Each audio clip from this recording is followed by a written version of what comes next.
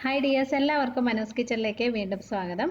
Christmas ആയാലും നമുക്ക് എല്ലാവർക്കും ഉണ്ടാക്കാൻ ഇഷ്ടമുള്ളൊരു സാധനമാണ് പാലപ്പം അല്ലേ.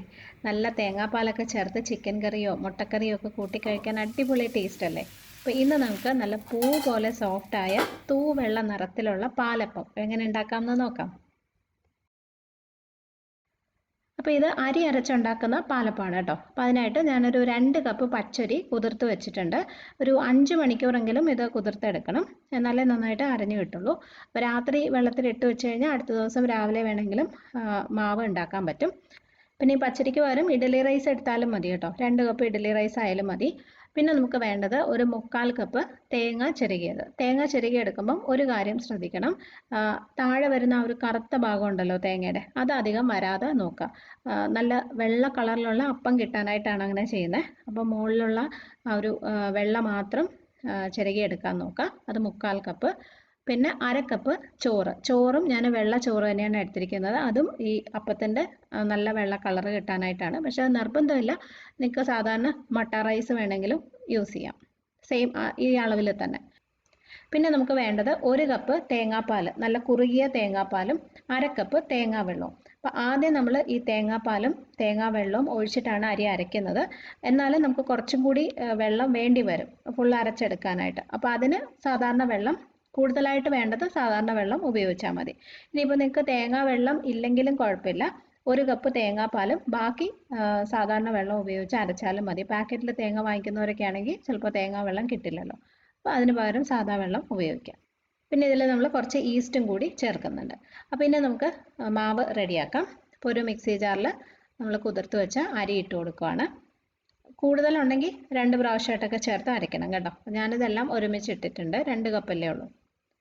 ഇനി ഇതിനകത്തോട്ട് 3/4 കപ്പ് തേങ്ങ ചിരകിയത്, 1/2 കപ്പ് ചോറ്, 1/2 ടീസ്പൂൺ ഈസ്റ്റ്. ഇൻസ്റ്റൻറ്റ് ഈസ്റ്റ് ആയതുകൊണ്ട് നേരെ ഇതിനകത്തോട്ട് ഇട്ട് തന്നെ അരച്ചെടുക്കാം. ഇതിൽ നമ്മൾ എടുത്തു വെച്ച 1 കപ്പ് നല്ല കുറുകിയ തേങ്ങാപ്പാലും 1/2 കപ്പ് തേങ്ങാ വെള്ളവും ഒഴിക്കാം. ഇനി നമുക്ക് അരച്ചെടുക്കാം. ഞാൻ നേരത്തെ പറഞ്ഞ പോലെ അരയ്ക്കുന്ന സമയത്ത് കൂടുതൽ വെള്ളം വേണമെന്ന് തോന്നുവാണെങ്കിൽ ചേർത്ത് കൊടുക്കണം. സാധാ വെള്ളം ഒഴിച്ച് അരച്ചാൽ മതി. ഇതിൽ ഞാൻ ഒരു സാധനം ചേർക്കാൻ മറന്നുപോയി, കുറച്ച് പഞ്ചസാര.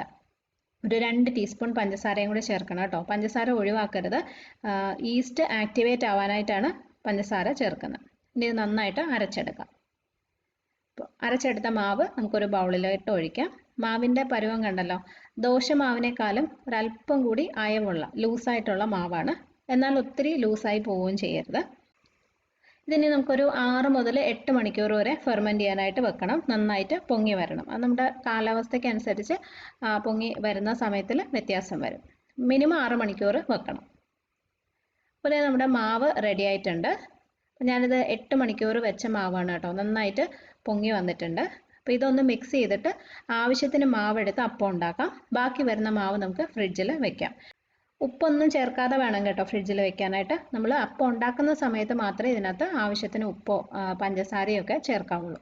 ഞാനൊരു ബൗളിൽ കുറച്ച് മാവ് എടുത്ത് വെച്ചിട്ടുണ്ട്. അതിനകത്ത് ആവശ്യത്തിനുള്ള ഉപ്പും കുറച്ച് പഞ്ചസാരയും ഇട്ട് കൊടുക്കാം. പഞ്ചസാരയുടെ അളവ് നിങ്ങൾക്ക് ഇഷ്ടം പോലെ ചേർക്കാവേ. പാലപ്പത്തിനൊക്കെ ഒരു ചെറിയ മധുരം ഉള്ളതാണ് നല്ലത്. അപ്പോൾ നിങ്ങൾക്ക് വേണമെന്നുണ്ടെങ്കിൽ കൂടുതൽ ചേർക്കാം. ഞാൻ 2 ടീസ്പൂണാണ് ഇട്ടത്. അതല്ല പഞ്ചസാര ഒഴിവാക്കണമെന്നുണ്ടെങ്കിൽ അങ്ങനെയും ചെയ്യാം. നന്നായിട്ടൊന്ന് മിക്സ് ചെയ്തെടുക്കാം. അപ്പോൾ ഈ സമയത്ത് മാവ് കുറച്ച് കട്ടിയായിട്ട് നല്ല കുറുകിയിരിക്കുന്നതായിട്ട് തോന്നുവാണെങ്കിൽ ഒരല്പം തേങ്ങാപ്പാലോ അല്ലെങ്കിൽ വെള്ളമോ ഒഴിച്ചിട്ട് ഒന്ന് ലൂസാക്കി കൊടുക്കാം. അപ്പോൾ ഇതാണ് ഇതിൻ്റെ പരുവം.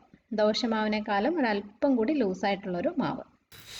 ഇനി അപ്പച്ചട്ടി ചൂടാക്കി ഒരു തവി മാവ് ഒഴിച്ച് നമുക്ക് അപ്പം ചുട്ടെടുക്കാം.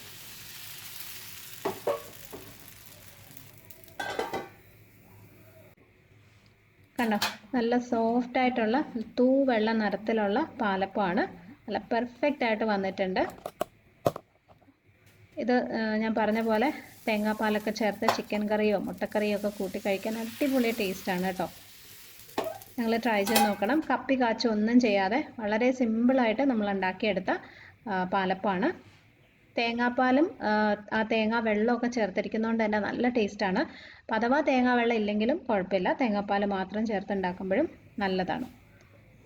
അപ്പോൾ നിങ്ങൾ ട്രൈ ചെയ്ത് നോക്കണം. ഈ വീഡിയോ നിങ്ങൾക്ക് ഇഷ്ടമായെങ്കിൽ ഷെയർ ചെയ്യാൻ മറക്കരുത്. അതുപോലെ ചാനൽ നിങ്ങൾ സബ്സ്ക്രൈബ് ചെയ്തിട്ടില്ലെങ്കിൽ ചെയ്യാനും മറക്കല്ലേ. അപ്പോൾ അടുത്തൊരു നല്ല റെസിപ്പിയായിട്ട് നമുക്ക് വീണ്ടും കാണാം. Bye friends, thank you for watching.